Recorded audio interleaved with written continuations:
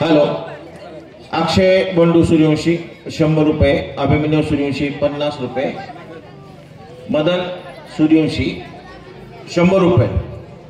या सर्वांचे धन्यवाद आणि आभार. मग पालकांनो, कशी वाटली जिल्हा परिषद शाळा? छान वाटली ना?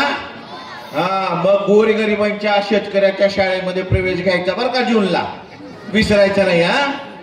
हा, कारण जे तिथं आहे ते इथं आहे, फक्त आम्ही दाखवत नव्हतो, आज दाखवावं लागलं शिवजयंतीच्या निमित्तानं. कुलदीपभाईचे धन्यवाद, ज्यांनी आम्हाला फोर्स केला की हा कार्यक्रम ठेवा.